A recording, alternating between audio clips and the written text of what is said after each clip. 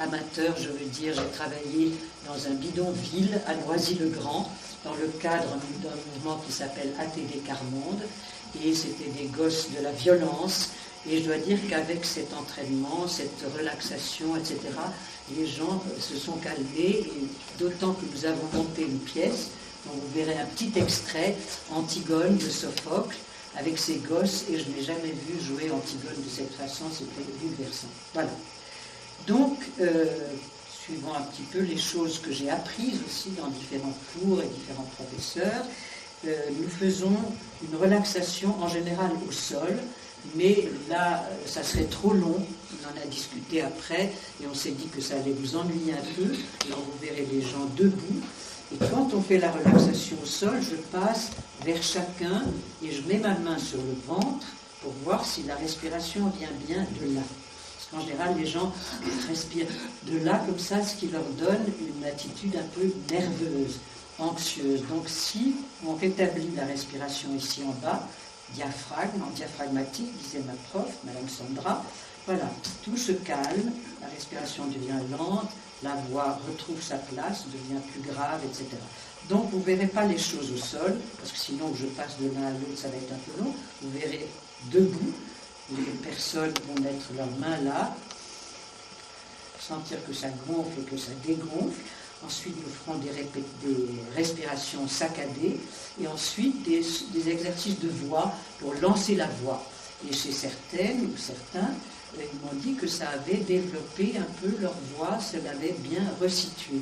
Une personne qui est institutrice, encore en fonction, m'a dit que ça l'aidait à avoir une certaine autorité en classe sans se crisper, si vous voulez. Donc c'est pour moi un résultat formidable. Et à la fin de ce chauffement, disons, nous ferons un exercice que vous connaissez sans doute, ceux qui font du yoga et tout ça, qui est pour moi a été toujours très bénéfique, c'est la salutation au soleil. Voilà. Et après ça, on commencera la liste des textes que j'ai inscrits sur le petit papier. On commencera par ce cœur du soleil dans Antigone de Sophocle. Et ça, le travail choral, pour moi, c'est très important pour former un groupe aussi, pour être ensemble. Voyez. Et après, faute de temps, les deux comédiens qui devaient faire Antigone et Créon ne peuvent le faire. Et comme je tiens beaucoup à cette scène, qui me paraît une scène de base de notre théâtre en Europe, je lirai la scène Antigone-Créon, et vous verrez que dans le groupe, beaucoup des personnes, il y a surtout des femmes, comme vous voyez, sauf Erwan, notre homme, nous avions deux hommes, un est parti fâché avec le groupe, et l'autre, Pierre Moussoirne, extraordinaire, voix extraordinaire, que vous avez peut-être pu entendre dans Saint-Nonna, à d'autres associations, il participe à au moins 70 associations.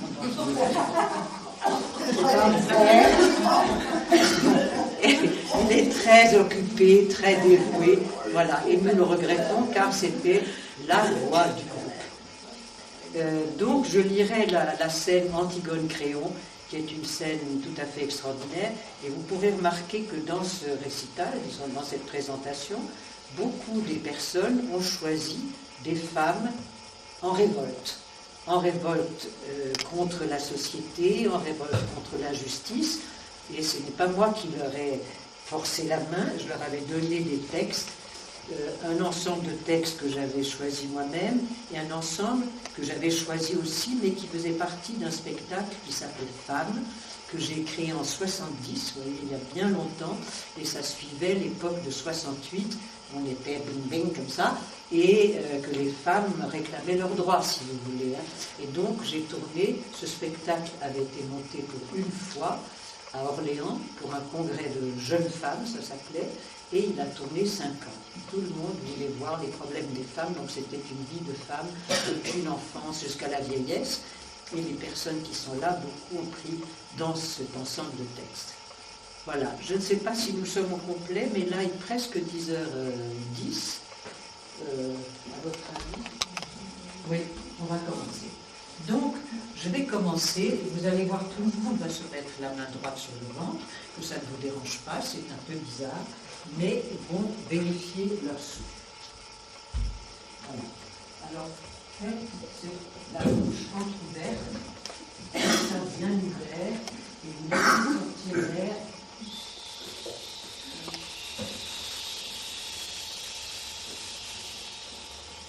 Inspiration.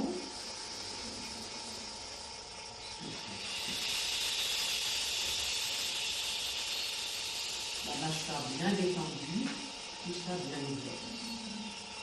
Alors pour ça, pour nous, c'est beaucoup plus long. Nous allons faire une respiration saccadée.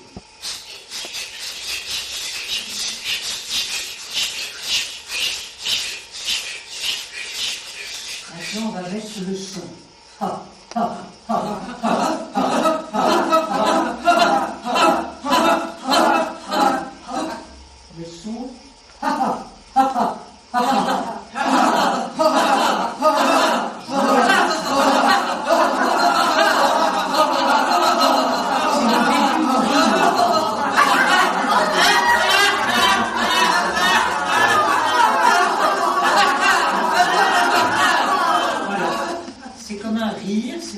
le rire vient de là, comme la toux, comme les cris, etc. Et maintenant, nous allons faire, parce que je vous parlerai à la fin de cette présentation, du projet de l'an prochain sur le Stoïc, le rocher qui est en face de la petite maison, et il y aura un chœur de mouettes et de choucas. Vous allez entendre les mouettes.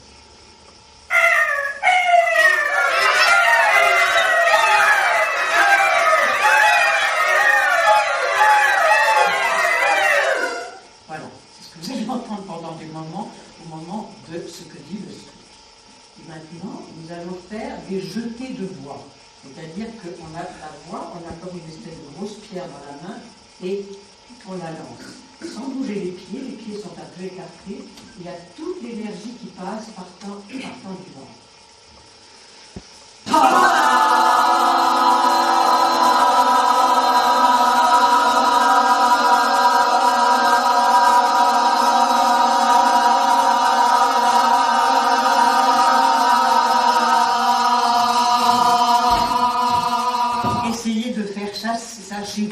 C'est très bon pour ouvrir la voix. Tu veux te mettre devant bon. De nouveau, un grand pas et ça explose. Et on jette le son. Attention à la crispation, Erwan. Tout ça est très détendu.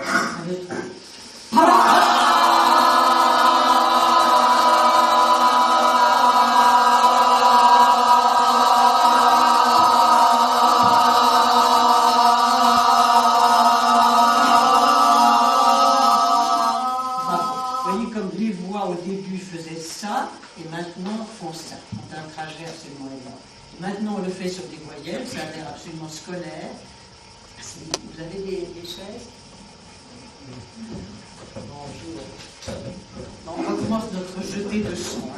Le plus large et le plus long possible. Sinon, il y a des banquettes que vous pouvez mettre devant. Si vous voulez. Allez, 1, 2, 3.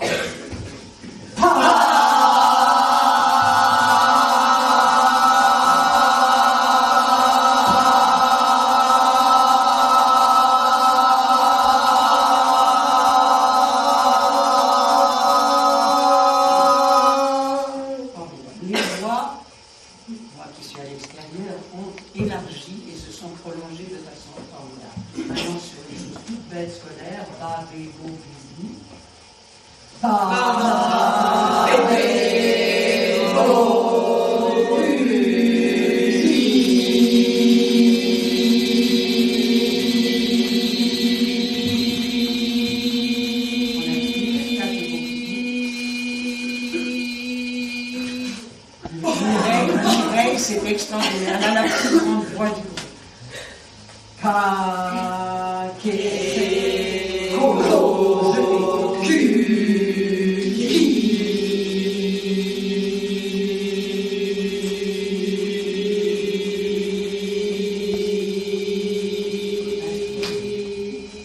Grand étirement du siècle, dans tous les sens, en soufflant.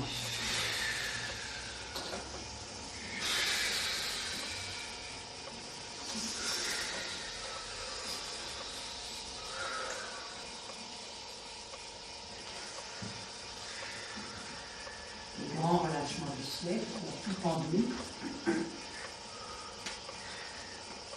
Voilà.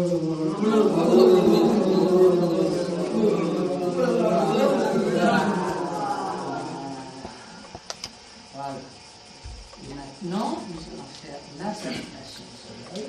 Il y a beaucoup d'autres choses, hein, mais je vous en fais grâce parce que peut-être ennuyeux pour certains. Bon, pied écarté à la largeur des jambes, à la hanche, pied parallèle, et on souffle.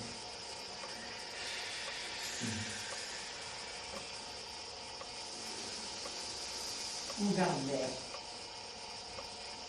On souffle.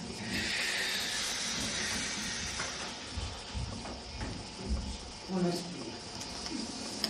On garde l'air. On met la jambe en dessous. L'autre jambe en dessous.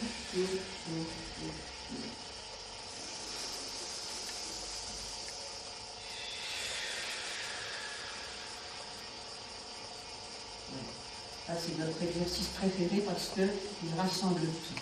À la fois l'étirement, le souffle, l'assouplissement et tout ça. Voilà, on se met en forme pour le cœur du soleil. Alors je vous dis deux mots de Sophocle. Donc 650 avant Jésus-Christ. Il a écrit 123 tragédies. Il nous en reste 7. Et la plus célèbre, c'est Antigone, l'histoire de la jeune femme révoltée contre le tyran. C'est un spectacle que j'ai donc monté dans beaucoup d'endroits et très spéciaux. Et au bidonville de Noisy-le-Grand, dans les années 63-64, la graine de violence, ces petits gosses qui vivaient dans des igloos, on appelait, des maisons à tôle ondulée, et qui, quand je suis arrivée la première fois au camp, me jetaient les pieds, etc. J'ai dit maintenant, on calme tout ça, et on va ramasser toute cette violence. Et alors, quand je suis arrivée, tirer sur une corde aussi, etc. Maintenant, je dis, on va faire sans corde. Et ils mettaient une énergie extraordinaire. Je leur ai lu des pièces, et de toutes les époques, de tous les âges, ce qu'ils ont choisi, c'est Antigone de Sophocle. Ils se retrouvaient dans la révolte de cette jeune femme contre le tyran. Donc, on a monté ça dans une adaptation d'un monsieur Léon Chancerelle. Et voilà. Et après ce chœur, 13 lumières sur le soleil, nous devions jouer donc la scène Créon-Antigone. On ne peut pas pour certaines raisons, et je vous la lirai parce que c'est une des scènes basiques de notre théâtre. Voilà.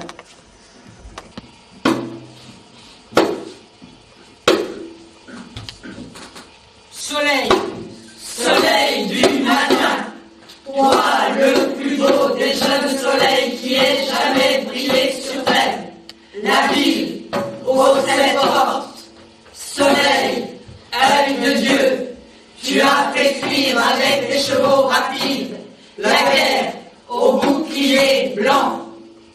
Sur notre terre, Polynice l'avait conduite, pleine de joie et de fureur.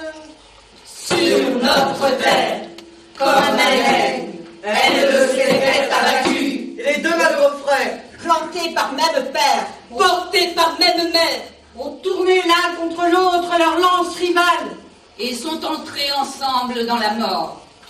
Les combats sont finis, il faut les oublier. Cette nuit, nous danserons sur le sol de terre.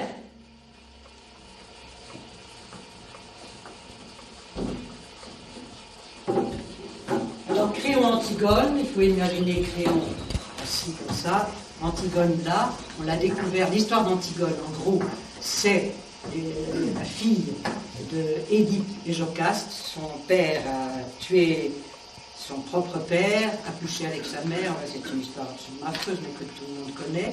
Et Édipe a eu 4 enfants, Ismène et Antigone, et Théocle et Polynice. Et Théocle défendait sa patrie, Polynice l'a ravagé. Polynice est arrivé et les deux frères ont combattu.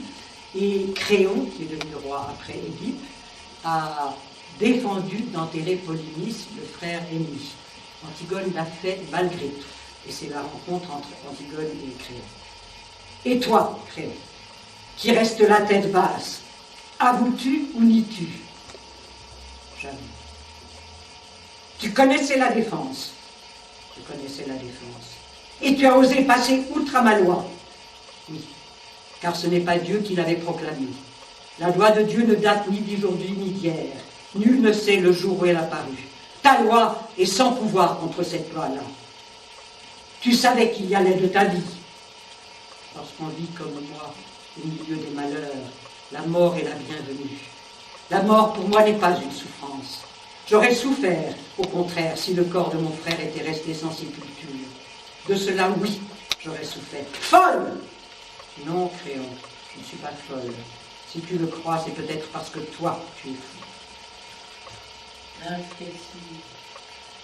Intraitable, fille d'un père intraitable. Oui, mais sachez que ces natures rigides sont aussi les plus faciles à briser, comme le fer longtemps passé au feu qui se fend et éclate encore plus aisément. Tu m'as désobéi, tu me nargues. Si je te laisse triompher, je ne suis plus un homme. Bien que tu sois la fille de ma sœur, tu périras. Veux-tu de moi autre chose que ma mort? Non, ta mort suffira. Alors fais vite, dit Antigone. Tu me déplais comme je te déplais. Il fallait que je mette mon frère au tombeau. Tous ceux que tu vois là applaudiraient s'il a peur de leur fermer la bouche. Mais les tyrans peuvent dire et faire tout ce qu'ils veulent. Et de plus, ils sont sourds. Tu es seul à penser ainsi.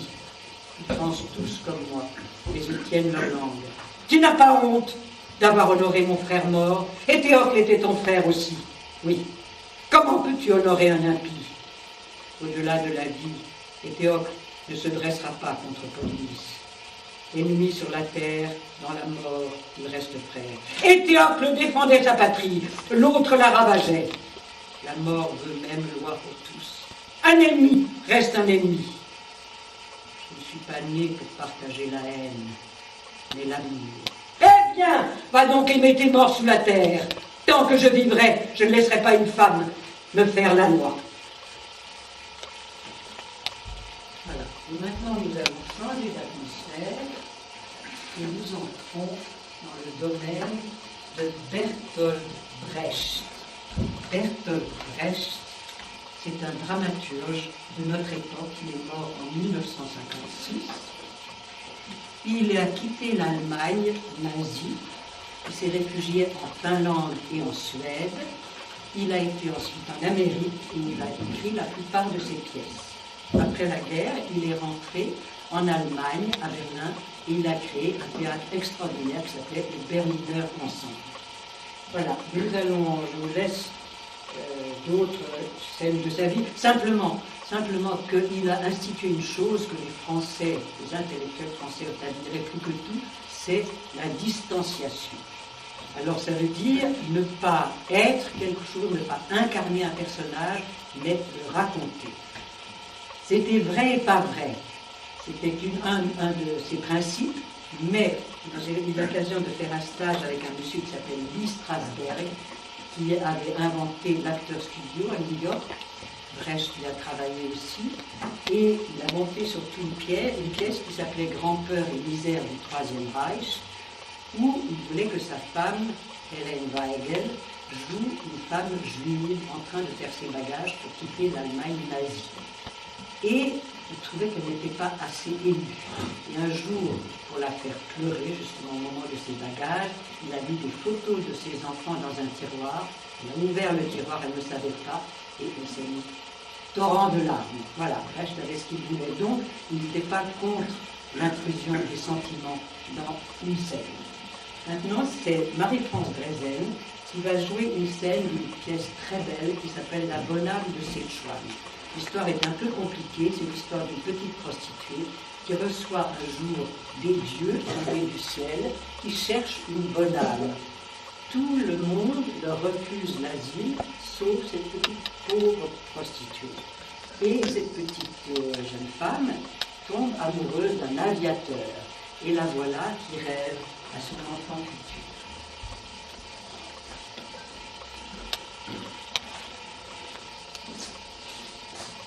Oh joie! Un petit être se forme dans mon corps. On ne voit rien encore, mais il est déjà là. Le monde il attend en secret. Déjà, le bruit court dans la ville. Voici qu'un homme arrive, avec qui il va falloir compter, un aviateur. Saluez le conquérant des montagnes inconnues, des contrées inaccessibles, celui qui portera les nouvelles des hommes aux autres hommes, par-delà les déserts infranchissables.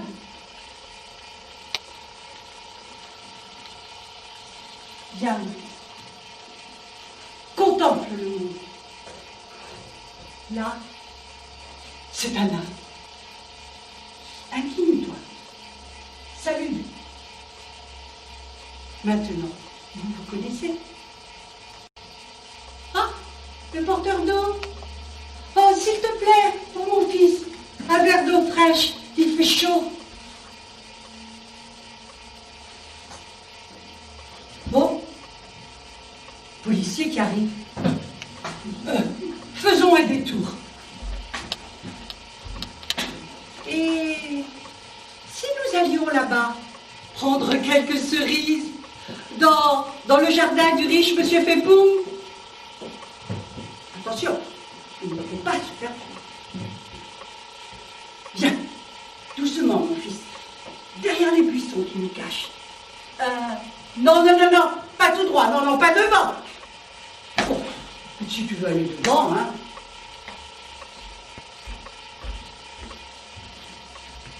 Tu peux les attraper, les cerises?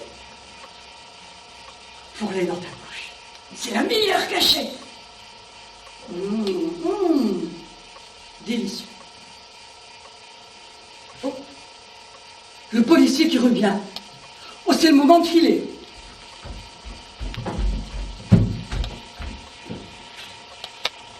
Ouf, maintenant, nous sommes sur la route. Inutile de se presser. Marchons tranquillement pour ne pas nous faire remarquer comme si de rien n'était. Une prune sans raison tomba sur un vagabond.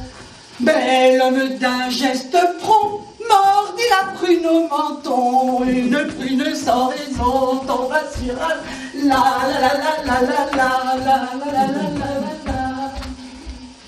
Voilà, c'était Marie-France qui jouait.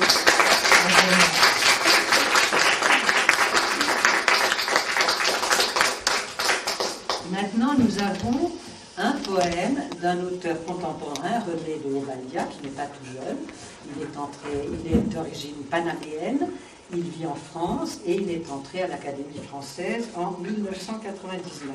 Il a écrit beaucoup de pièces de théâtre qui ont eu un grand succès et des poèmes pour enfants, pour les enfants et quelques adultes, dit-il.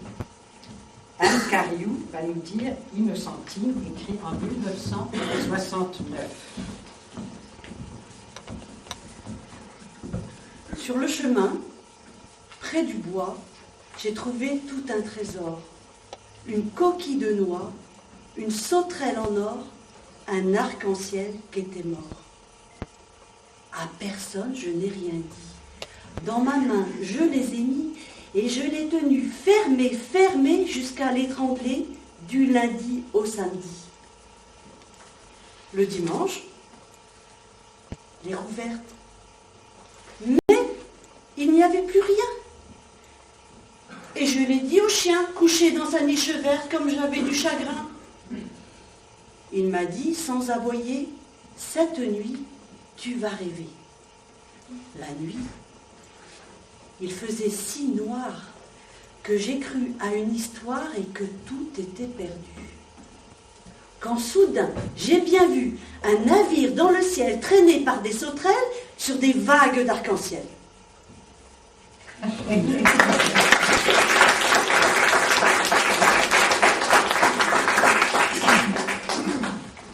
Et maintenant, après Innocentine, nous avons Erwan Page qui va nous jouer un sketch qu'il a écrit lui-même sur l'agence de l'emploi.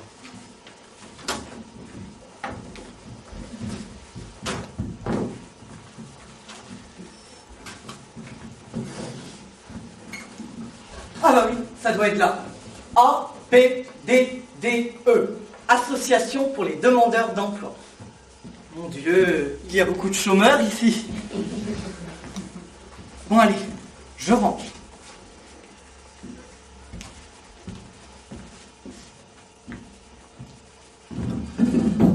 Bonjour madame, voilà, j'ai rendez-vous dans 10 minutes avec une de vos conseillères. Comment, ça si c'est pour du travail?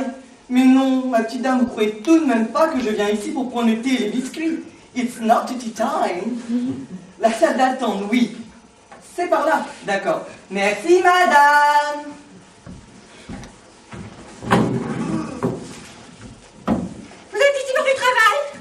N'importe quoi. En tout cas, le sien ne doit pas être trop fatigant. Ah bah tiens, c'est le journal du jour.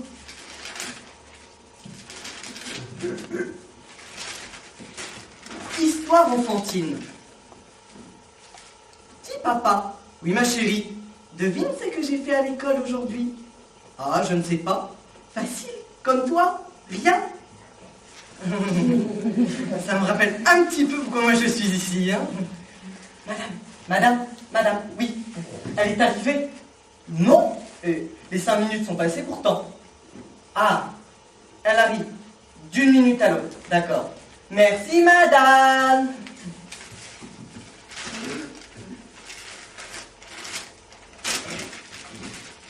Bon, ça c'est intéressant. Aujourd'hui, le supermarché organise une promotion. Pour 1 kilo de tomates achetées, le deuxième est offert. Ouais, je sais ce que je vais faire. Je vais juste prendre le deuxième alors. Madame? Oui? Ah non, excusez-moi. Elle est arrivée? Non. Je commence vraiment à comprendre la signification du A de APDDE. A comme attendre, attendre, attendre, attendre, attendre. Mais vous n'êtes pas très arrangeant, ma petite dame. Bah non. Moi, je viens ici pour trouver un CDI. Et pour l'instant, la seule chose que vous me proposez, c'est un ADI. Attente à durée indéterminée. Non, excusez-moi. Vous seriez trop fatigué pour prendre votre téléphone et essayer de la joindre. Non? Alors, qu'est-ce que vous attendez? Merci.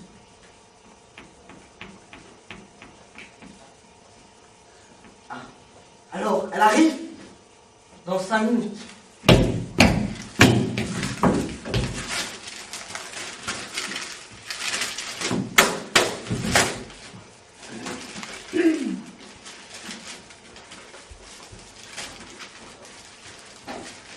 C'est bizarre. Avis de mariage. Nous avons le regret de vous informer, le regret, du mariage de Jessica Ploubier avec Sébastien Boucher. Une cérémonie aura lieu ce samedi à 14h en l'église de Pinmar. Les personnes conviées à cette cérémonie sont priées d'apporter un germe de chrysanthème. Des chrysanthèmes? Pour le malheur du futur marié. Merci de votre soutien dans ce triste événement. Signé la belle famille du marié. Il doit y avoir une infusion quelque part, c'est pas possible. Pardon? Ah, elle est arrivée! Enfin! Dites une dernière chose. Surtout, ne vous fatiguez pas trop. Vous avez l'air d'avoir un travail épuisant. Bonjour. Merci. Ah, vous emmeniez vos enfants chez votre belle-mère. Ah, la belle-mère. Comment? La nourrice. À l'hôpital. Oh, c'est vrai que c'est décasse. Quand ça tombe en panne, on est toujours embêté. Oui. Ah oui. Oui. Ma pauvre. Ah oui. Ah oui. Oui, mon CV, bien sûr. Voilà. Donc vous voyez, j'ai tout fait. École maternelle, école primaire, collège, lycée.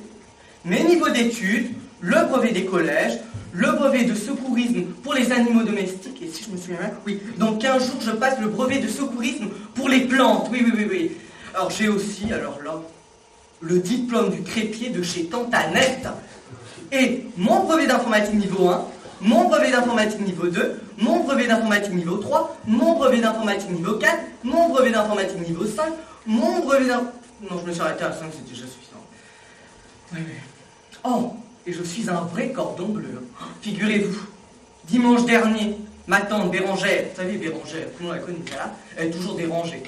Et ben, elle est venue à la maison Alors je lui ai préparé des filets de saumon cuits dans du vin blanc avec quelques champignons que j'ai trouvés dans mon jardin. Oh, mais j'ai été déçu. Bah oui, elle m'a dit qu'elle avait pris un tellement gros petit déjeuner qu'elle avait même eu faim à midi. Elle n'a pas touché à son assiette. Ah oui. Et je suis un passionné des programmes culturels à la télévision. La télé-réalité, les jeux télé et les feuilletons d'amour et divorce, j'adore. Oui. Comment? Vous avez déjà quelque chose pour moi? Merci. Travail au fast-food. Petit travail sympathique de 9 jours par semaine à servir des frites. Niveau exigé, QI inférieur à la moyenne. Vous me voyez? S'il vous plaît, donnez-moi autre chose. Merci. Oui. Caissier au supermarché. Grand travail, très difficile, mais peu payé. Oui, on ne décrit pas une annonce en 8 lignes. Non, pardon. En 8 mots. Allez, donnez-moi autre chose, s'il vous plaît. Recherche coiffeur à mi-temps, de 9 jours par semaine, dimanche non inclus. Formation exigée, lettre de recommandation et CAP de coiffure. À 10 minutes debout, voiture de location et repas en échange d'une petite cochonne. Ah non! Ah non! Ah non, c'est dégoûtant! Ah non! J'aurais honte à votre place de proposer des choses pareilles. Donnez-moi autre chose, s'il vous plaît. Comment? Vous n'avez plus rien? Qu'est-ce que c'est? La crise! La crise!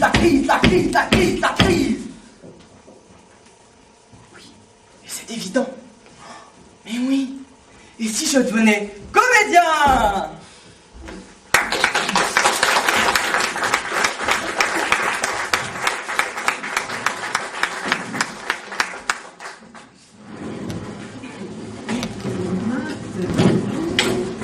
Maintenant, nous avons une scène des plaideurs jouée par Aline Kosker.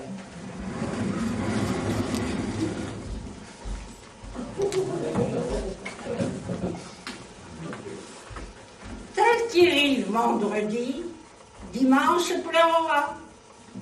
Un juge, l'an passé, me prit à son service. Il m'avait fait venir d'Amiens pour être suisse. Tous ces Normands voulaient se divertir de nous.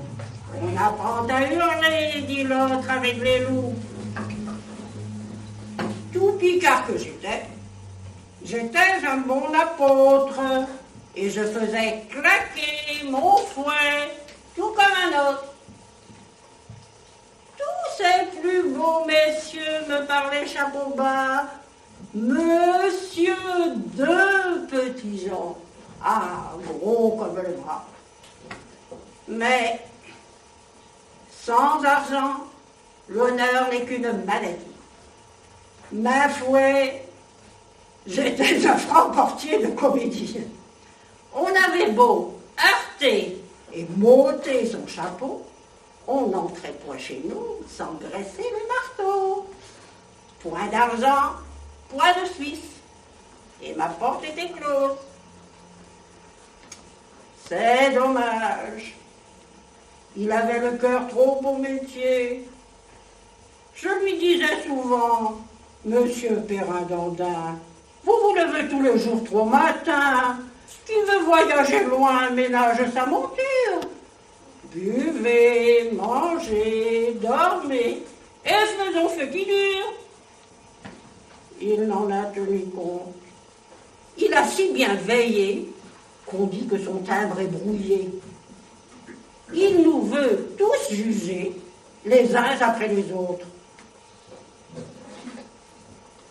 Il fit couper la tête à son coq de colère pour l'avoir éveillé plus tard qu'à l'ordinaire. Il disait qu'un plaideur, dont l'affaire allait mal, avait graissé la patte à ce pauvre animal. Depuis ce bel arrêt, son fils ne souffre plus qu'on lui parle d'affaires. Il nous le fait surveiller tous les jours et de près. Pour moi, je ne dors plus, aussi je deviens maigre. Mais veille qui voudra, voici mon oreiller. Pour cette nuit, il faut que je m'en donne pour dormir dans la rue. On ne dérange personne. Dormons.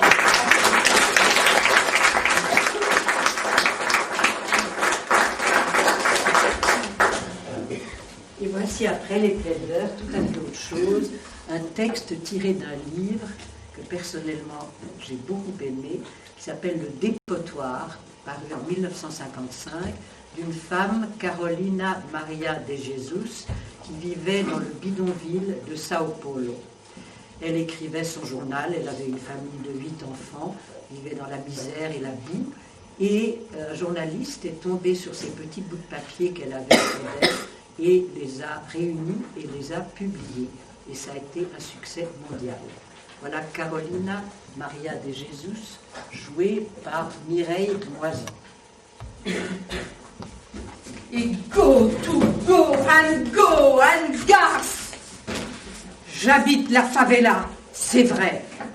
La favela, c'est le dépotoir. C'est là qu'on jette les ordures et les hommes, les déchets, l'inutilisable, tout ce que la ville rejette. Mon rêve à moi, ce serait d'être bien mise et soignée, d'habiter une maison confortable. Mais c'est impossible. Je me suis habituée à être sale, ça fait 8 ans que je fais la chiffonnière. J'ai appris. Le sucre a augmenté. Le sucre a augmenté. C'est le dernier slogan. Ça a augmenté, ça a augmenté. Ça me rappelle une chanson. Le politicien, quand il est candidat, prétend qu'il augmentera les salaires. Mais le peuple voit bien au contraire qu'il augmente les souffrances. Voilà ce que je voudrais dire à ceux qui prétendent faire de la politique. C'est que le peuple ne supporte pas la faim. La faim aussi est un professeur. Dur est le pain que nous mangeons. Dur est le lit où nous dormons. Dure est la vie du Favaledo. 15 juillet 1955. Anniversaire de ma fille Vera Eunice. J'aurais souhaité lui acheter une paire de souliers neufs, mais l'alimentation coûte si cher qu'on ne peut pas réaliser ses désirs. J'ai trouvé une vieille paire de chaussures dans une poubelle. Je les ai lavées et raccommodées pour qu'elle puisse les porter.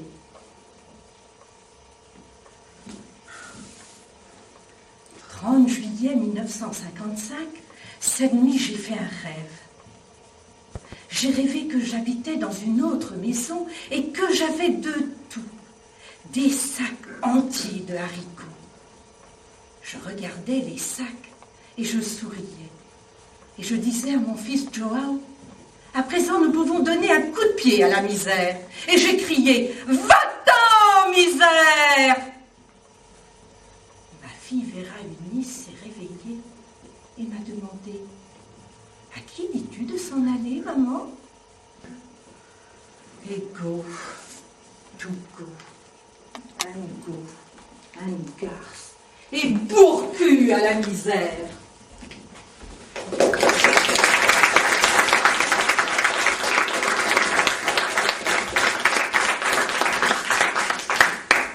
Ces dernières paroles qu'elle dit, go et go to go and garce, c'est tiré d'un poème de Henri Michaud.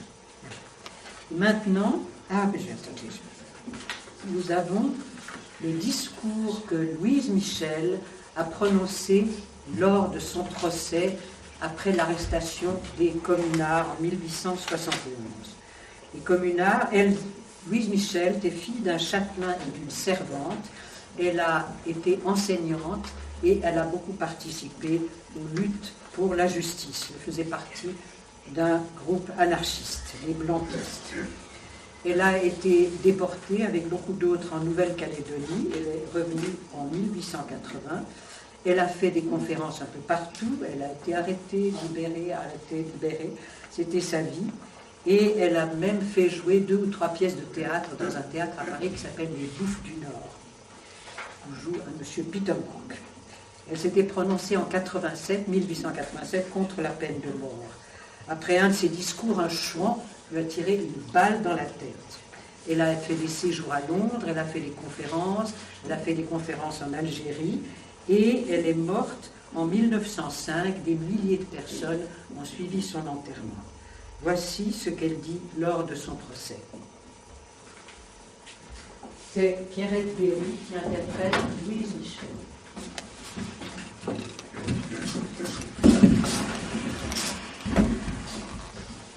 Je ne veux pas me défendre.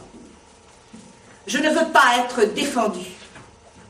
J'appartiens tout entière à la révolution sociale et je déclare accepter l'entière responsabilité de mes actes.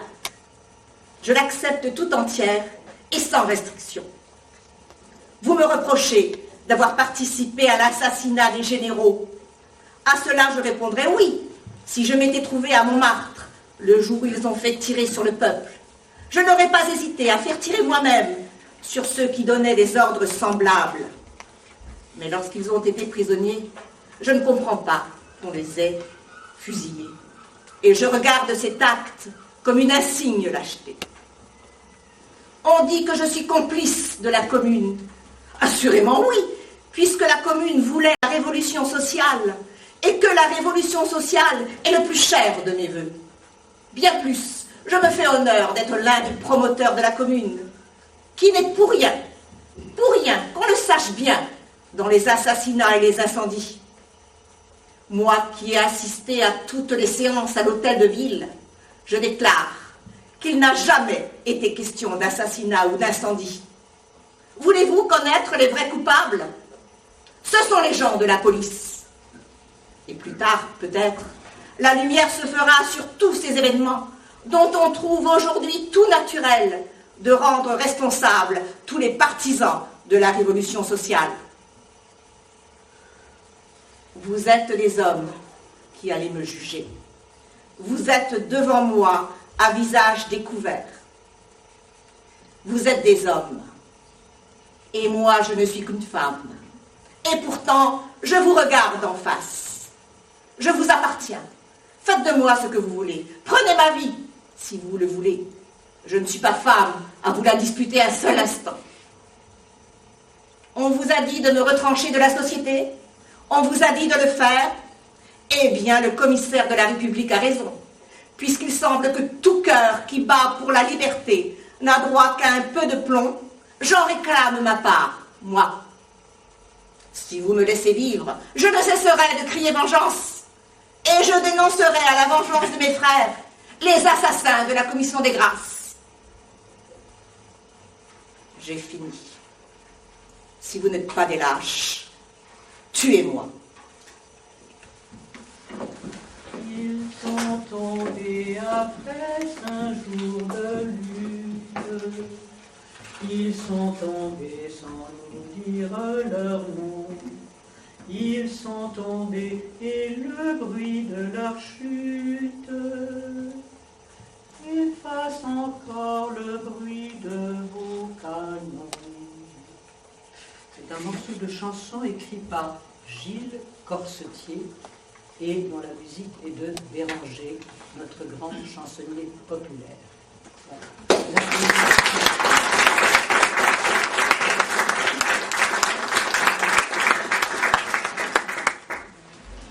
Et maintenant, Cindy Stéphane va nous dire un texte de Romain Gary ou sur Romain Gary, auteur contemporain, qui est mort, qui s'est suicidé, je crois. Et voilà. Cindy, on te laisse, tu nous expliques un tout petit peu la situation de cette histoire. Donc c'était un garçon, Romain Gary, qui rencontrait pour la première fois une personne dont il tombait amoureux à l'âge de 9 ans. Et il pensait que cette fille qui avait 8 ans, qui s'appelait Valentine, était la femme de sa vie. Apparemment, les 3 pommes vertes que j'avais volées dans ce verger n'avaient pas suffi à l'impressionner. Quand elle me dit que Jeannette avait mangé toute sa collection de timbres-poste, Je ne sais quoi lui dire et quoi faire. Je me dis qu'il fallait que je fasse quelque chose. Je ne voulais pas que Valentine ait un autre homme que moi dans sa vie, que ce Janek. Alors évidemment, j'allais me surpasser. J'étais sûre que c'était un défi lancé par ce mangeur de timbre-poste. Alors évidemment, j'allais le gagner et le relever. Pour Valentine, la femme de ma vie.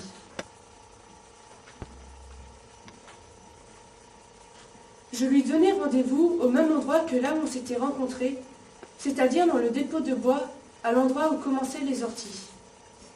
J'avais mes cahiers et mes livres d'école avec moi dans mon sac à dos, et aussi tout mon argent de poche. Il devait y avoir 2000 francs à peu près.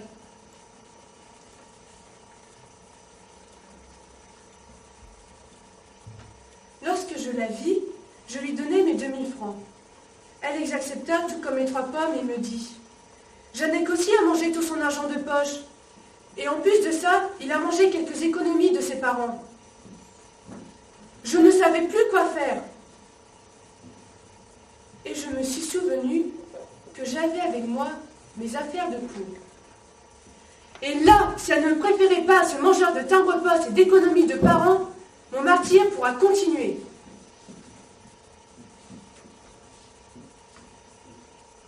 Je sortis de mon cartable tout mon matériel d'école et me mis à tout manger.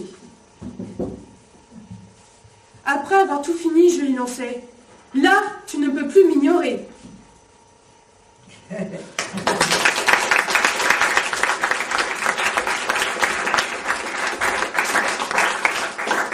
veux dire que pour Cindy, c'est un effort considérable. Elle a franchi le pas ce matin, alors qu'elle a été beaucoup absente. Elle était un bloc de timidité et de crainte, mais tout en ayant mis dans les questionnaires que nous avions présentés au forum des associations, je veux jouer des très grands rôles. Elle le fera, elle le fera. Voilà, maintenant, nous avons un très beau poème de Walt Whitman, un poète américain que j'aime énormément, qui est né à Long Island en 1919, qui est mort en 1892, qui a fait quelques études, mais qui était surtout autodidacte. Il a lu Homère, Dante, Shakespeare. Il a été instituteur et puis imprimeur. En 1870, il a fait la guerre de sécession et là, il a rencontré beaucoup de camarades. Il a découvert, disons, la camaraderie virile. Et sa première, il a écrit quelques romans, on n'a pas fait attention beaucoup, et son premier livre qui a eu du succès s'appelle Leaves of Grass, Feuilles d'herbe, qui est paru en 1855. Et tout au cours de sa vie, il n'a fait qu'augmenter, rajouter des poèmes à cette première édition. En 1881, c'est la 7e édition, et il habite le New Jersey. Avec Emily Dickinson, autre poétesse américaine, c'est un des plus grands poètes américains et il a eu beaucoup d'influence sur les symbolistes français. Voilà Feuilles d'herbe avec Marie-Thérèse Boussoirne et Catherine Ferrand. Longtemps nous avons été absents, mais à présent nous revenons. Nous devenons plantes, troncs, rochers, feuillages, racines, écorces. Nous sommes encastrés dans le sol, nous sommes rochers. Nous sommes chênes et nous broutons côte à côte dans la clairière. Nous sommes 2 bêtes parmi le troupeau sauvage. Nous sommes 2 nuages glissant dans l'air, matinés et tantôt. Nous sommes 2 soleils resplendissants. Nous sommes 2 de ces nuages glissant dans l'air, matinés et tantôt. Nous sommes 2 vagues qui se mêlent. Nous sommes 2 de ces grosses... de mer qui s'entre-inondent. Nous sommes neige, pluie, froid, ténèbres. Nous avons fait des tours et des tours avant de nous retrouver chez nous, nous deux. Nous avons épuisé tout sauf la liberté, tout sauf notre propre joie. Et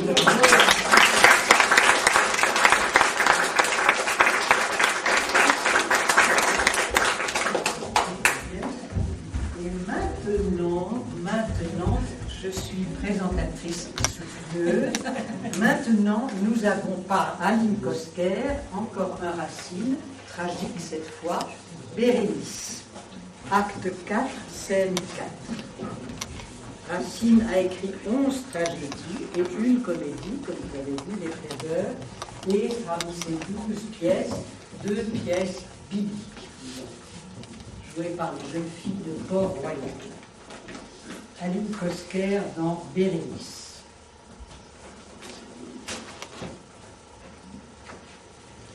Je vais lire le texte de Pyrrhus, auquel Bérénice va répondre. Tout l'Empire parlait, mais la gloire, madame, ne s'était point encore fait entendre à mon cœur du ton dont elle parle au cœur d'un empereur. Je sais tous les tourments où ce dessein me livre. Je sens bien que sans vous, je ne saurais plus vivre, que mon cœur de moi-même est prêt à s'éloigner.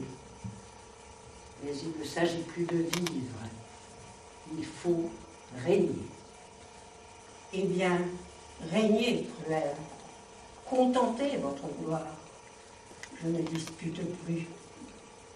J'attendais pour vous croire que cette même bouche, après 1000 serments d'un amour qui devait unir tous nos moments, cette bouche, à mes yeux, s'avouant infidèle, m'ordonna, elle-même, une absence éternelle. Moi-même, j'ai voulu vous entendre.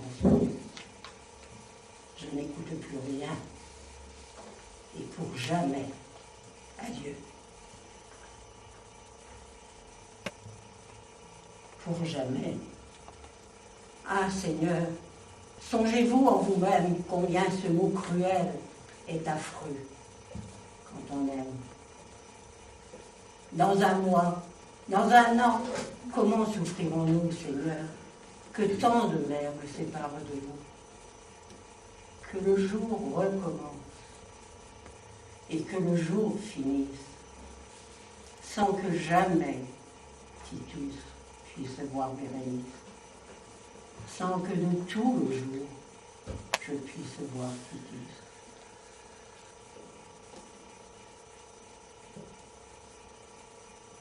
Mais quelle est mon erreur? Et que de soins perdus? L'ingrat de mon départ, consolé par avance, daignera-t-il compter les jours de mon absence? Ces jours, si longs pour moi, lui sembleront trop courts.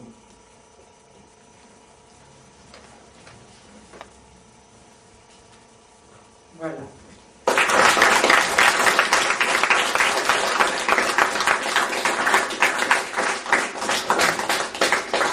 C'était un drame d'amour impossible.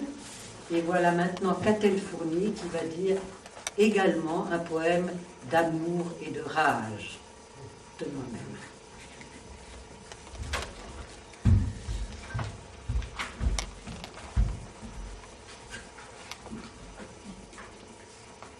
J'ai laissé tomber un cheveu dans ta soupe. J'ai mis un tesson sous tes pieds. J'ai enfoncé une épine dans ta main gauche. J'ai rayé ton épaule avec un clou rouillé. J'ai usé ton front avec une pierre ponce. J'ai griffé ton visage avec un buisson blanc. Je t'ai aimé parce que j'ai mis de la paille sur ta tête et de l'eau dans tes souliers. Sur ton sommeil, j'ai renversé des mots. Sur ton réveil, j'ai mélangé des mots. Les soirs et les matins, j'ai mélangé des mots. Et mon amour de vous est plus grand que le jour. Je t'ai cerné de pluie, et cercle, et boucle, et nuages d'eau tiède. J'ai fait 1 tour, 3 tours, 7 tours. Comme je t'ai ennuyé. Dites-lui que je suis venue. Dans la nuit, je le trouverai. Dites-lui que je suis venue. Dans la nuit, je le trouverai. Dites-lui que je suis venue. Dans la nuit,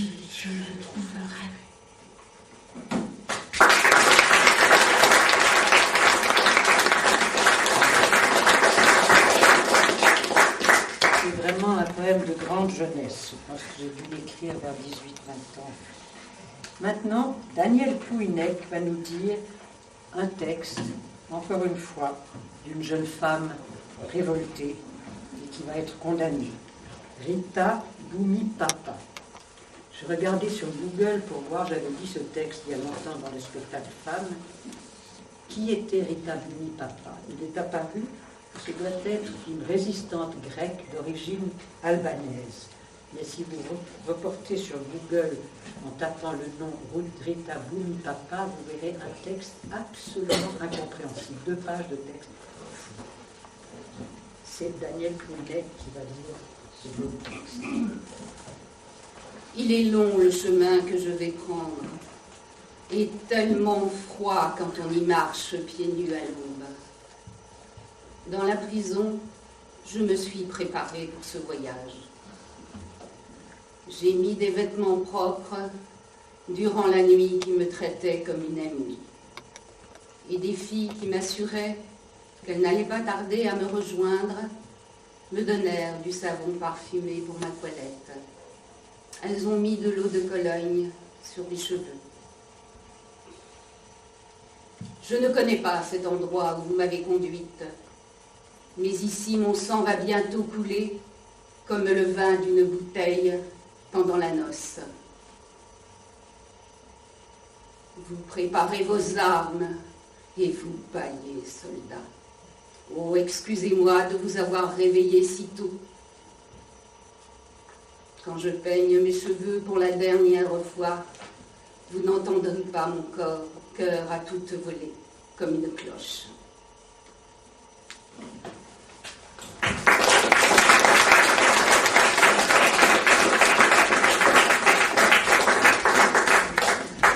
C'est maintenant encore une femme en prison à cause de sa révolte, à cause de son anarchisme.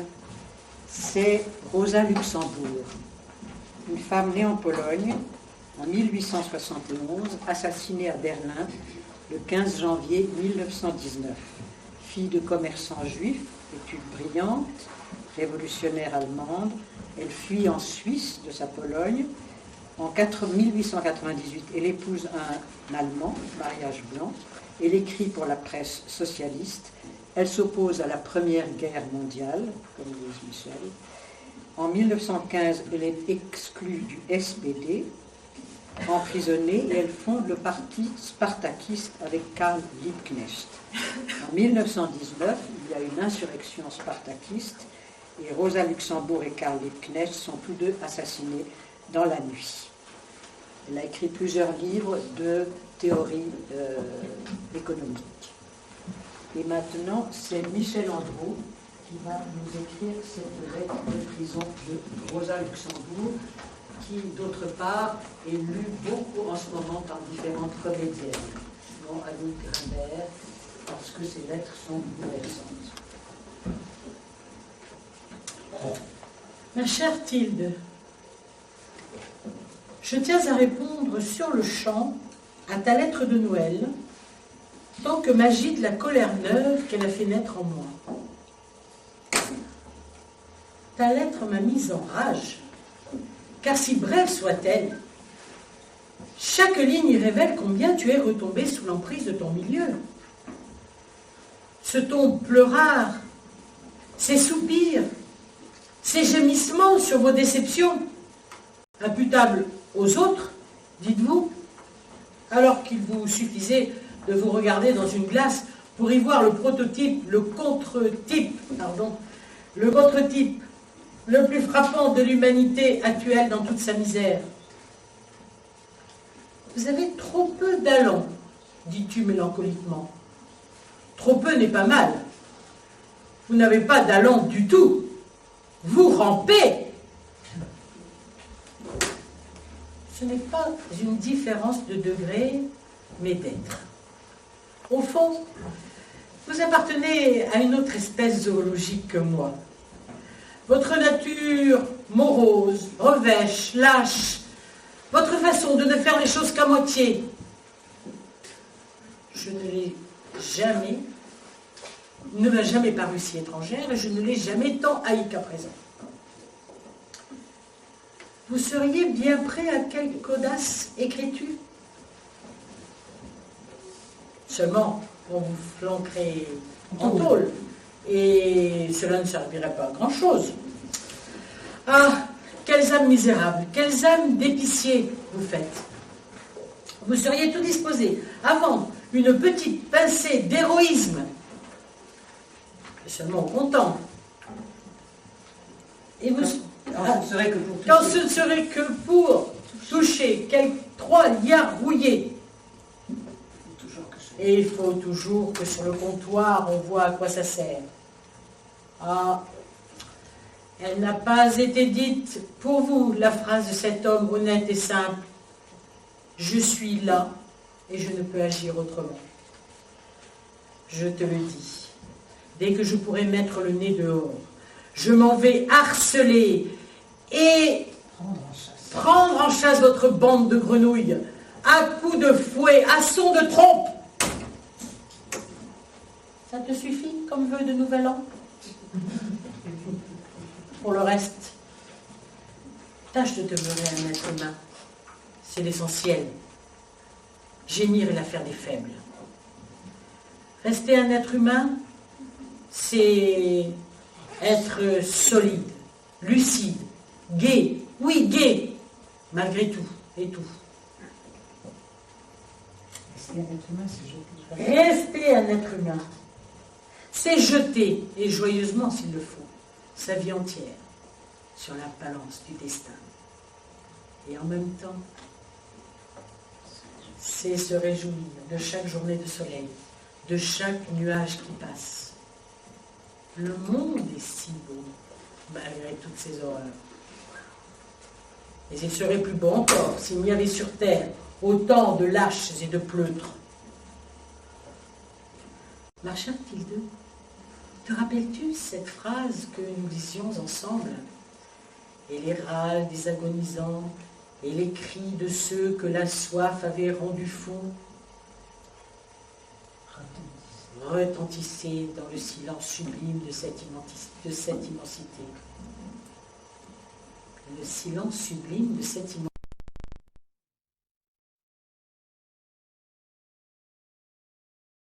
Absolument débridé.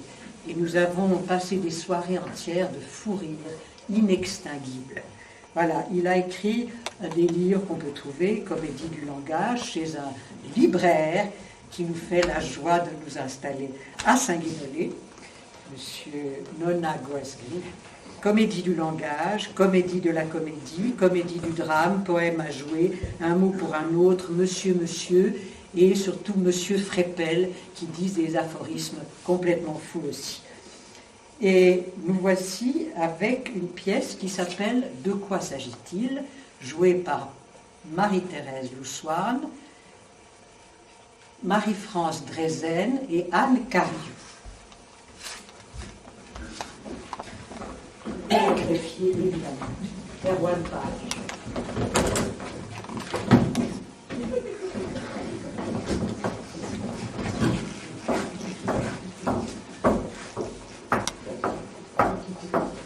Asseyez-vous.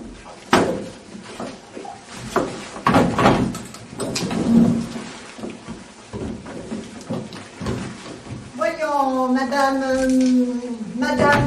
Poutre, Madame Poutre. C'est cela, Madame Poutre. Madame Poutre, c'est vous que je vais interroger la première. Eh bien, tant mieux. Et pourquoi tant mieux? Bah, parce que mon mari, c'est jamais rien. On verra, on verra. Alors, Madame Poutre, voyons. Madame Poutre Adélaïde, née Soliveau, née le 19 de l'année 1900, a marié à Jean-Joseph Poutre, son époux, dont elle est l'épouse.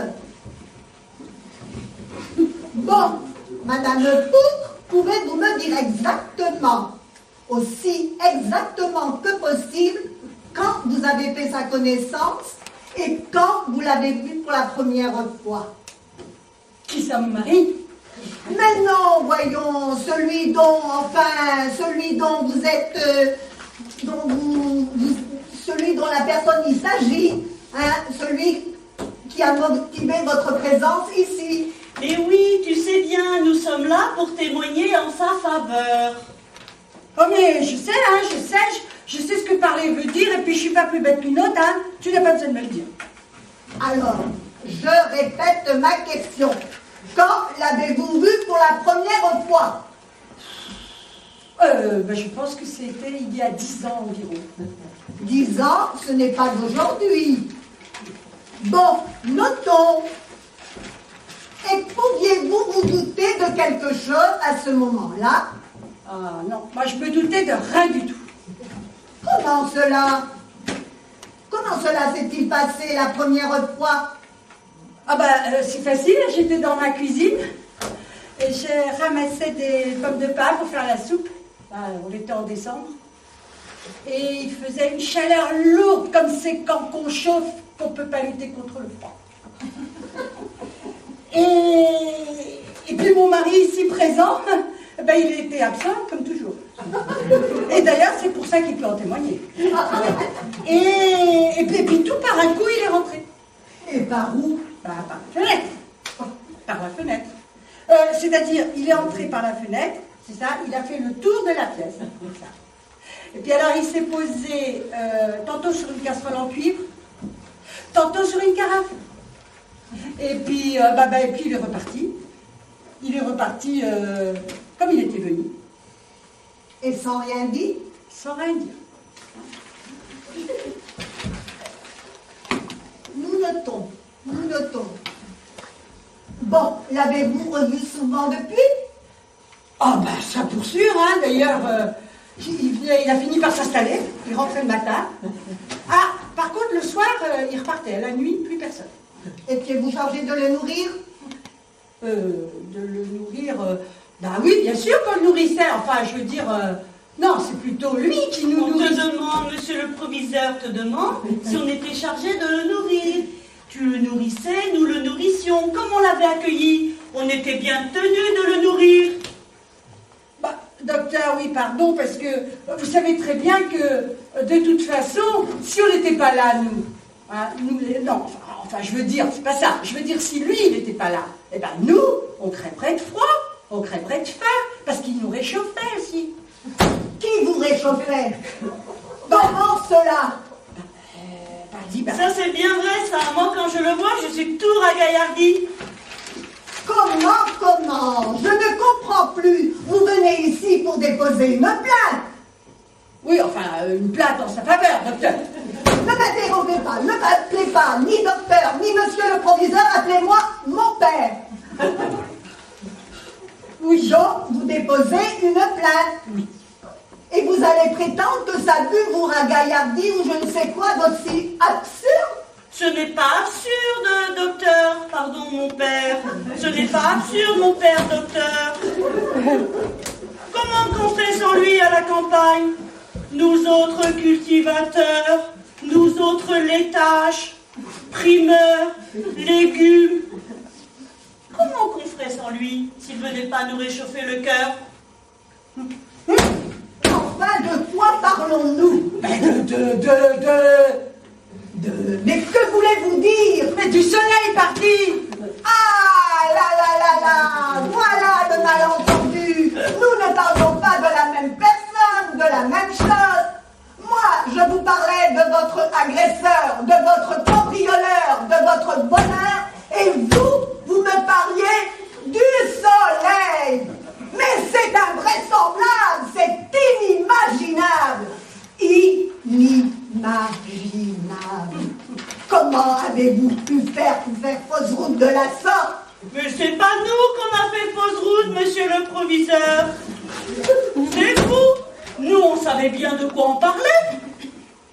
Et moi, vous croyez que je ne sais pas de quoi je parle, non? Ah, faites attention. Vous ne savez pas à qui vous avez affaire. Je vais vous faire parler d'où, moi, ma petite dame, et vous, mon petit monsieur. C'est insensé. On se moque de moi. Allons, greffier. Veuillez continuer à taper et ne tapez pas si fort, vous nous cassez les oreilles. À nous deux, maintenant. Vous allez déposer. Déposer quoi? Déposer veut dire témoigner.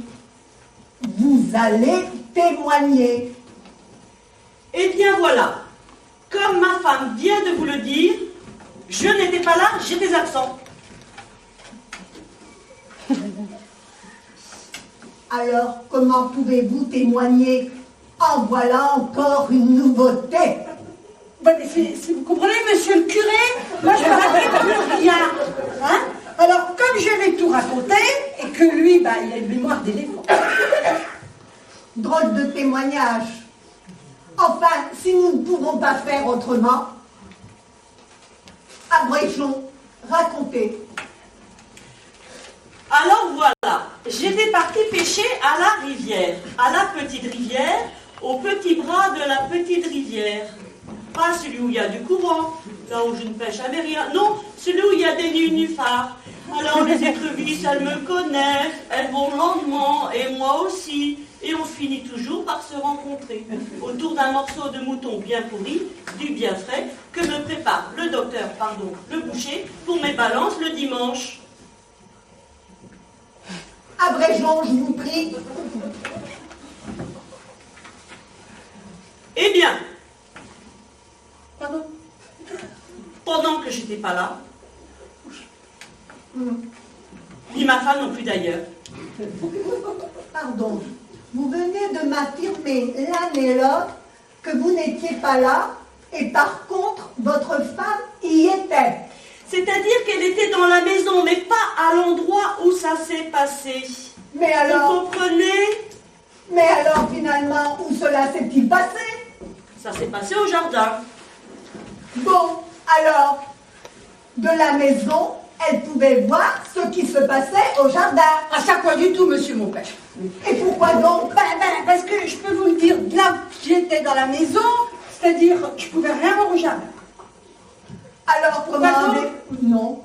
Non. Non. Bah si, parce que la cuisine, c'est une pièce qui tourne le dos au jardin. Hein, bon. Alors, comment avez-vous pu raconter quoi que ce soit au témoin, enfin? Mais c'est que, voyez-vous, moi, je vais raconter les effets. Quels effets? Les effets de ce qui s'est passé. Alors, racontez. Ah, ben non, c'est pas à moi à raconter, hein. Pourquoi, je vous prie? Mais puisque je vous dis que j'ai rien vu. Mais alors, comment faire, puisque lui, de son côté, il n'y était pas? Ah, oui, mais ça fait rien. Lui, il raconte beaucoup mieux que moi. Il a plein d'imagination. Enfin, bon, hein.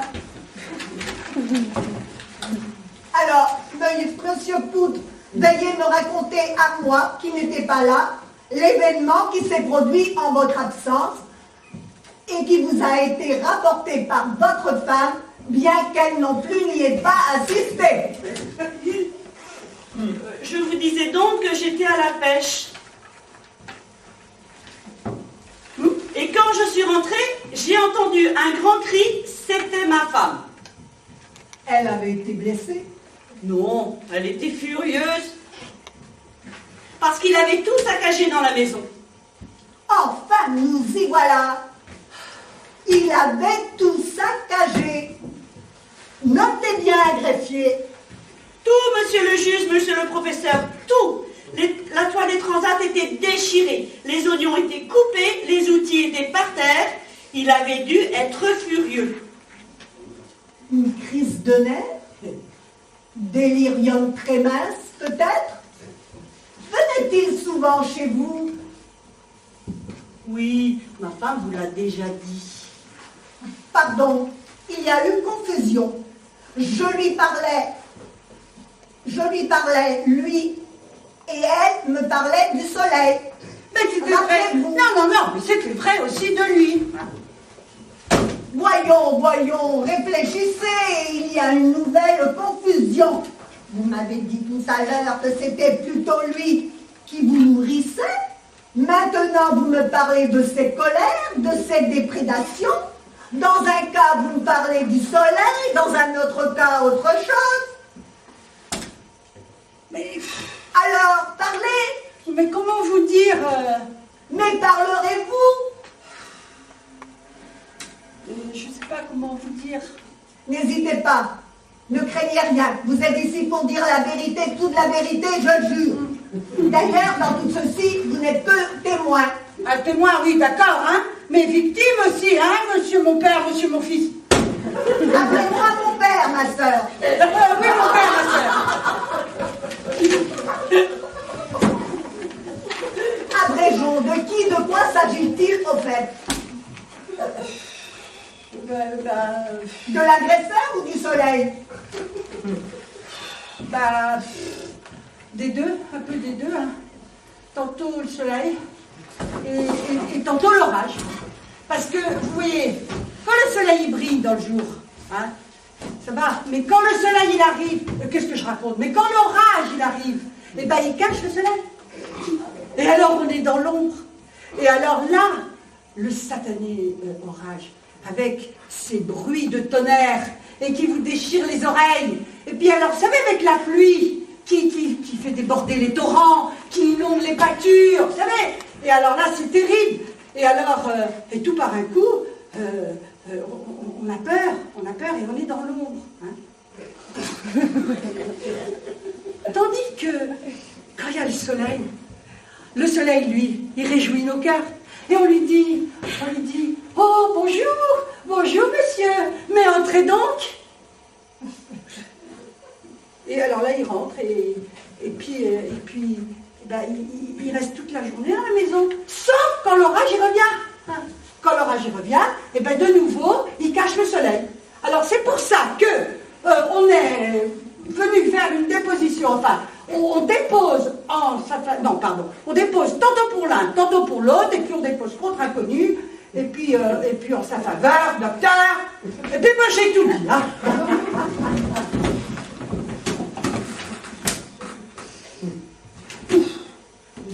S'il en est ainsi, monsieur et madame Poutre, je ne peux rien pour vous. Rien, absolument rien. Greffier, concluez au non-lieu. Selon la formule, vous savez, tout bien considéré en mon âme et conscience mutatis mutandis, nous ici présents, en pleine possession de nos moyens d'existence, en présence des parties plaignantes et en l'absence des inculpés, décidons que rien de ce qui est advenu ne comporte de conséquences, sauf imprévu, en tout honneur, et tout bien, aux dépens des prévenus, aux tarifs prescrits par la loi, etc., etc.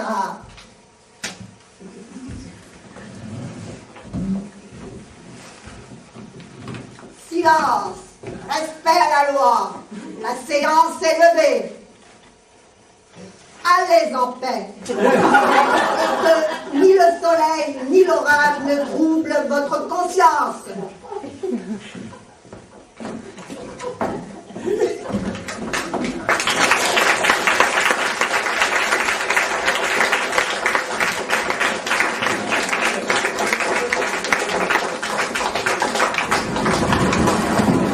Voilà, et bien écoutez, cette présentation se termine par le petit Tardieu. Nous allons aller boire un pot, mais avant, et pour conclure, je voudrais d'abord vous remercier tous d'être venus, remercier la mairie de Tamar en la personne d'Aline Kosker qui nous a passé cette salle merveilleuse avec ce plancher extraordinaire où nous travaillons tous les samedis de 10h à midi. Et vous dire un petit peu ce que nous voudrions faire l'an prochain, si nous existons toujours, si cette terre n'a pas explosé. Nous voudrions faire un spectacle, créer une légende, c'est très ambitieux, sur le rocher qui est en face de ma petite maison de Jean Bazaine, au Ménez-Kérouil, et ce rocher s'appelle le Stouik. Il est énorme et il a l'air d'ouvrir une gueule comme ça, désespérée. Il a l'air de crier. Et je dialogue un peu chaque jour avec lui, et j'ai poussé même, disons, la curiosité, de faire venir les enfants de l'école de Saint-Gilles, ici, du CM1 et de CM2, avec leur petit cahier, leur petit crayon, et qui m'ont fait des rédactions sur ce qu'ils voyaient. Et ensuite, nous avons inventé des personnages, peut-être qu'ils existeront dans la pièce, que nous ferons collectivement, l'égarée, une jeune fille qui court sur la lande, qui n'a plus de repères et qui est complètement folle, et puis l'encapuchonné, qui est le garçon révolté, qui est furieux contre la terre entière, et ce qui m'a donné l'idée de ça, ce sont les bouts de verre qui jonchent le sol autour du Stwick. Hein, on imagine des garçons casser furieusement ces petites canettes de bière. Voilà. Donc, nous avons émis cette idée. Je vais vous lire 1 ou 2 passages de rédaction des enfants et 3 poèmes de gens parmi nous. Le théâtre a fait naître aussi un petit instinct poétique. Alors, nous avons un poème, d'abord de Pierrette Bérou, qui pose des questions. J'ai pris dans un peu un ordre, pas vraiment chronologique, mais il était normal que les questions viennent avant les descriptions. Question de Pierrette Bérou au Stwick. Veux-tu lire, Pierrette, ou bien bon. Le Stwick, créature minérale venant des profondeurs, par quel bouleversement du monde t'es-tu retrouvée vigie muette de notre terre? Depuis combien de temps, combien de siècles, stoïque, étonnée et discrète, récoltes-tu nos secrets, nos tourments, nos joies? Combien d'histoires d'hommes et de femmes gardes-tu enfouies dans les plis serrés de ta carapace? Combien de jours et de nuits veilleras-tu encore sur cette pointe dure et austère du Cap Cavale? Et là, c'est Pierre Loussoir. Stwick, le balafré. Il s'enfonce déjà dans la terre, comme dans l'eau profonde, un navire qui sombre. On voit partout sur lui les affreux coups de boulet, le balafre du sabre et le trou de la lance. Le vaste vent glacé souffle sur ce silence. Mais le balafré, et il dit ça parce que j'ai fait remarquer aux enfants et à mes amis, que si vous regardez le Stwick en face, du côté gauche, il y a une sorte d'œil qui pleure, une longue trace jaune et noire. C'est très impressionnant, il faut le regarder en détail. Le balafré survit grâce à l'intervention du temps, un gentil monstre qui l'attrape avant qu'il ne s'enfonce dans le sol. Le Stwick balafré trouve une substance magique capable de rendre la vue à ce maître des arts maritimes. Une âme balafrée, déversant des vers sans verser la moindre larme, des vers puisés dans un cœur triste, des mots qui me hantent, me laissent sans aucun charme, dans le noir, la solitude me gagne et m'attriste. Le silence lancinant berce mes nuits, blanche est la couleur de l'obscurité, ce silence qui m'enlace et m'ennuie, ô nuit, tu es ma douleur pour l'éternité. J'ai tout fait pour ne pas avoir mal, pour ne pas souffrir pourtant. J'ai tout fait. Je suis l'innocence alors que je me sens sale.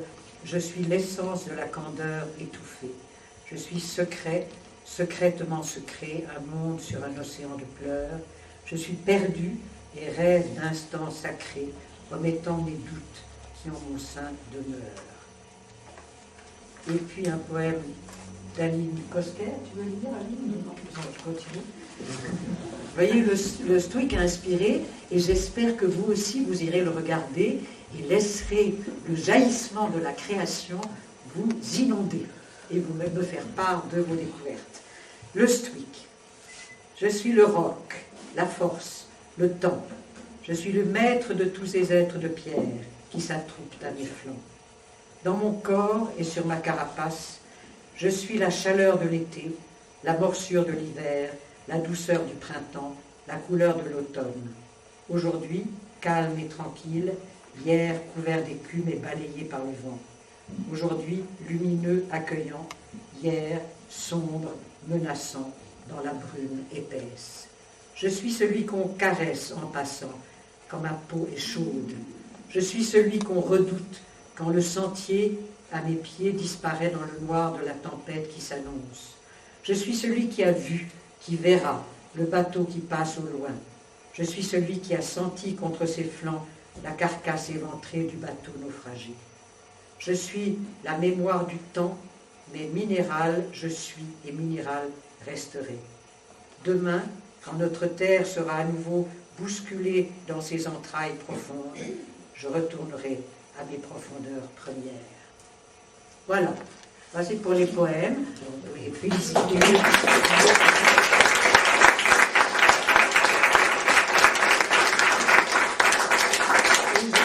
Je dis 2 ou 3 petites rédactions des enfants qui sont venus un matin de février avec leur cahier et leur stylo et qui en rentrant ont fait des phrases.